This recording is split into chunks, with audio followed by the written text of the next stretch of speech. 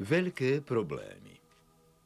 Tvoje návrhy na reklamu na pivo a háčik na ryby sú zlé. Bruce, ja sa snažím. Poznáš moju filozofiu? Nie, nepoznám. Podľa mojej filozofie je na svete veľa ľudí. To teda hej.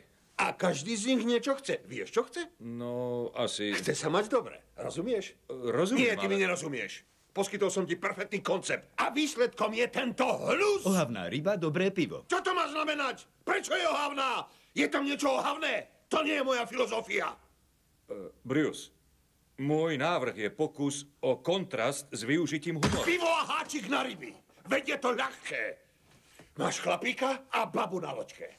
Baba je v bikinách, má veľké prsia, sú na loďke, chcú sa opiť a pijú naše skvelé pivo. Tá kočka ich musí mať veľké. A každému napadne, že sa chcú spolu vyspať. To je paráda. Dávam ti perfektné nápady a ty z nich urobíš svinstva. Tak dobre, Bruce, pokúsim sa. Nie, to mi nehovor.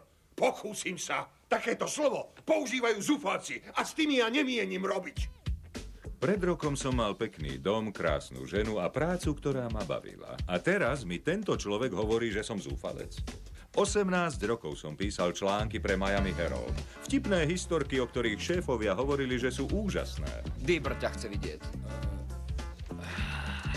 Pretože som za svoju prácu takmer dostal Pulitzerovú cenu, bol som uznávaný a zaobchádzali so mnou s veľkým rešpektom. Až pokiaľ neprišiel Ken Dýbr.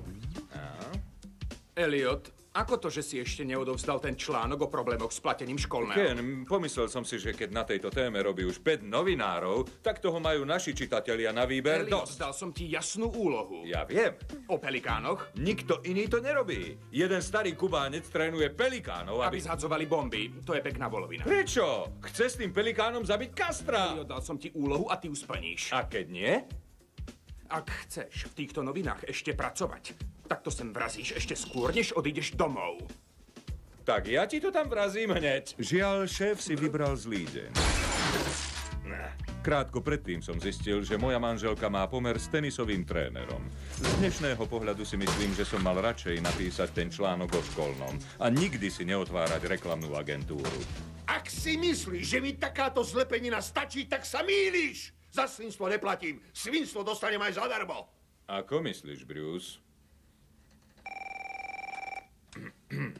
Elliot? Oci, potrebujem požičať Gio. Ahoj, Nigel.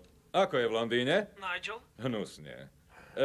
Môžeš počkať, Nigel, moment. Toto je dosť dôležitý hovor. Ale zajtra to chcem vidieť. A nech to nejako vyzerá. Dobre, Bruce, do zajtra to nejako urobí. Teším sa.